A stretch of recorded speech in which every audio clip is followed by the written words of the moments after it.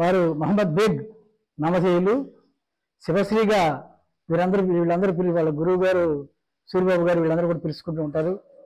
వారిని అడిగి కూడా ఈ స్త్రీ పాత్రకు ఉన్న ప్రాముఖ్యత, వారు ఈ కళారంగం మీద ఇంట్రెస్ట్ ఎలా వచ్చిందనే విషయాలు వారితో కూడా కాసేపు ముచ్చటిద్దాం మనం.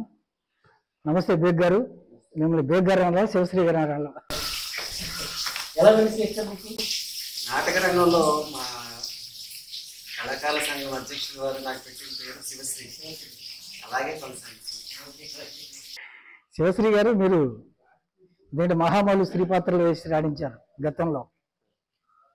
అలాంటిది మీరు స్త్రీ పాత్ర సరళిగా ఉన్నారంటే ఈ రంగంలో మాకు కూడా చాలా సంతోషంగా ఉంది. ఎందుకంటే ఆ పాత్రలకు ఒక ప్రత్యేకత ఉంది. మీరు మేల్ అయి ఉండి ఫిమేల్ వేయడం అనేది అది చాలా గొప్ప విషయం. అది మీరు అసలు ఈ నాటకాలకి ప్రవేశించాలని ఆసక్తి ఎలా కలిగింది? అసలు బేసికల్గా నేను కూచిపూడి డాన్సర్ అండి. నా గురువు గారు నా గురువు గారు. అలాగే ఆయన మచిలీపట్నం కళారంగానికి ప్రముఖ హార్మోనిస్ట్. తద్వారా ఆయన గారు ఏం చెప్పారంటే దీంట్లో కూడా ప్రవేశించు అని చెప్పేసి ఆయన సలహా మేరకు ముందు చిన్న వేషాలు, హరిచంద్రలో మాతంగా సలహా కలిగాను, ఆ వేషాలు మొదలుపెట్టిన తర్వాత ఆడగలుగుతున్నావు, గొంతుకు బాగుంది, వేషం బాగుంది కదా, పెద్ద వేషాలు ఎందుకు చేయలేవు అని చెప్పేసి ఆయన సలహా మేరకు చంద్రమతి వేషం నేర్చుకోవడం జరిగింది. మొట్టమొదటి చంద్రమతి వేషం వేస్తారా? ఆ తర్వాత సార్ ఎలాగో నేను డాన్సర్ని కదా, చింతామణి నేర్చుకోవాలని అంటే అలాగే నేర్చుకోమని చెప్పి అది నేర్పించాను. దాని తర్వాత ఎప్పటి నుంచో ఆయన కోరిక ఏంటంటే నన్ను సక్కువగా తీర్చిదిద్దాలి అనేది ఒక మా గురువు గారి కోరిక. ఆయన కోరిక, నా కోరిక సక్కువగా నేర్చుకున్నాను. ప్రస్తుతం బాలనాగమ్మ వేషం అనేది కంప్లీట్ చేశాను. విజయవాడ ఉయ్యూరు వాస్తవ్యులు చింతలపూడి నాగేశ్వరరావు గారు చెప్పేసి కోమూరు నాగేశ్వరరావు గారు అంటారు. అంతకుముందు మన నాగార్జున గారు చెప్పారు, వారి దగ్గర నేర్చుకోవడం జరిగింది. ప్రస్తుతానికి ఈ వేషాలు చింతామణి కూడా వేశారా? చింతామణి. ఓకే, ఏదన్నా ఒక చింతామణిలో ఒక పద్యం మా కోసం.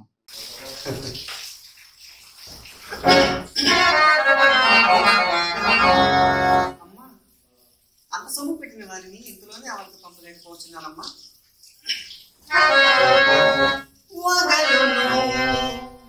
వలపులు వర్షించి తొలినాడే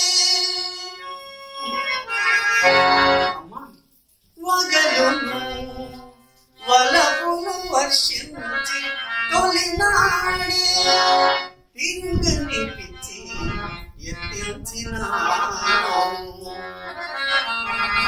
వచ్చిన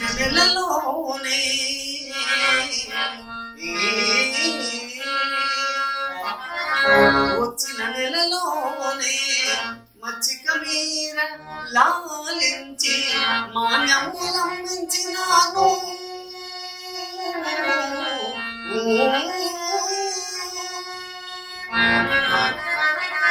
పన్నసరాలకై పట్టు పుట్టములకై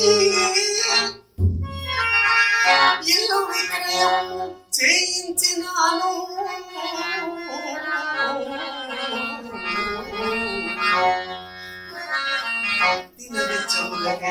తినుబండములకని అమ్మ, దినవెచ్చములకని తినుబండములకని పెండ్లాము నగలు మార్పించినాను.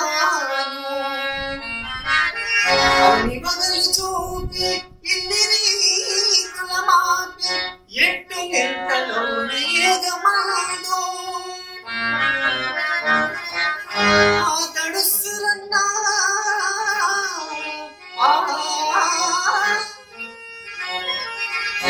ఆతని కడుగున్న ద్రవ్యం ఎట్లు మనకు దక్కునమ్మా.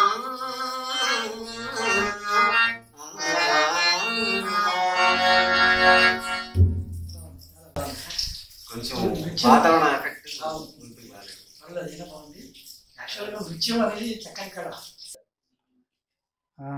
ప్రస్తుత పరిస్థితుల్లో ఈ నాటకాల కంటే కూడా నృత్యాల మీద ఎక్కువ ఆసక్తి చూపిస్తున్నారు. మీరు దాని నుంచి దీనిలోకి రావాలని అనిపించింది మీకు? నేను క్లాసికల్ డాన్సర్గా ఉన్నప్పుడు మా నాన్నగారు కాలం చేయడం జరిగింది.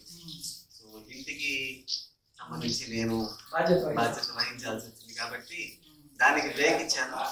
అప్పుడు గురుగారు అన్నారు అనమాట, నీకు దానికి వ్యాపారం చేసుకుంటున్నావు కాబట్టి మాది కూరగాయలు కడతాం, వ్యాపారం చేసుకుంటున్నావు కాబట్టి ఏమైనా వేషాలు వేసుకుంటే ఇవి కూడా కొంచెం నీకు తోడవుతాయి అని చెప్పేసి వేషాలు వేసి పర్వాలేదు ఆయన దైవంలో.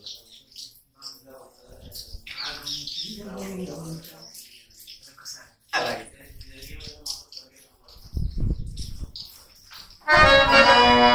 రాగము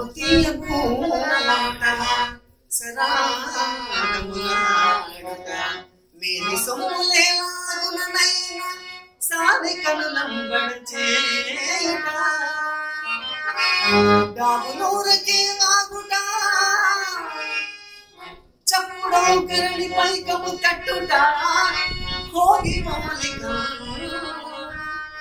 త్యాగి వల నటించుట విటావలి చేష్టలు వృత్త చోటులు.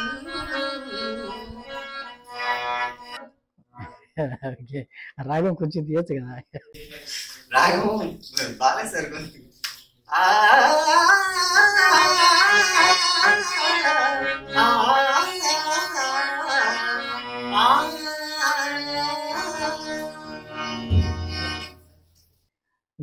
అసలు ఫస్ట్ మొదట్లో స్త్రీలు స్త్రీ పాత్రలకు దొరకని సందర్భంలో ఈ మగవాళ్ళతోటే ఆ పాత్రలు వేయించేవాళ్ళు. అందులో వాళ్ళు మంచి పేరు ప్రఖ్యాతలు గాంచారు బొర్ర సుబ్రహ్మణ్య శాస్త్రి లాంటి వారు. తర్వాత హరిశ్చంద్ర నాటకం కూడా నేర్చుకున్నారు. హరిశ్చంద్రలో చంద్రమతి వేషం గొడుగు సావిత్రి గారు ఏడిపించేస్తారు.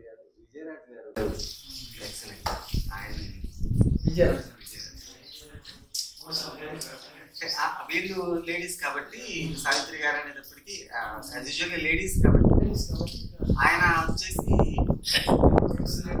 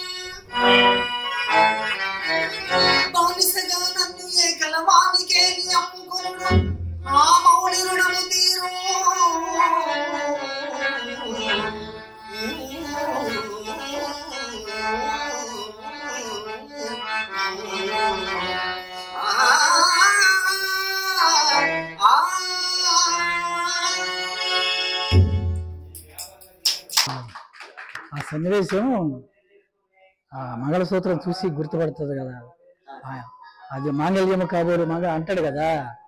అన్నప్పుడు ఆవిడ నా పత్రికం తప్ప అన్యులకు గోచరం కానీ నా మంగళసూత్రం ఒక చండాలని కంట రోజు ఆ డైలాగ్ ఆ సన్నివేశం ఒకసారి గుర్తు చేయండి. అయ్యో దైవమా, రెండవ జ్యేష్ఠుడికి వశిష్ఠ మహర్షి ప్రభావం నా పతికి దక్క అన్యులకు గోచరం కానీ నా మంగళసూత్రం కడకు ఇచ్చాడు. కాడితోడు చండాలుడు కాడు, చండాలుడు కాడు. నా పతి హరిశ్చంద్రుడే. నాథ, నేను మీ అర్థాన్ని చంద్రమతిని, నాథ చంద్రమతిని. ఇంకా ఇంకా చేస్తారు మీరు, నాకు తెలుసు ఇంకా చేస్తారు మీరు. ఇది స్టేజ్ కాదు కాబట్టి ఊహించారు, కానీ మా సన్నివేశం నిజంగా ప్రేక్షకులను కట్టిపడేస్తుంది. అది అది వాళ్ళని ఊహించుకుంటేనే మన కళ్ళ నుంచి వచ్చేస్తుంది, కళ్ళ పట్టి వచ్చేస్తుంది.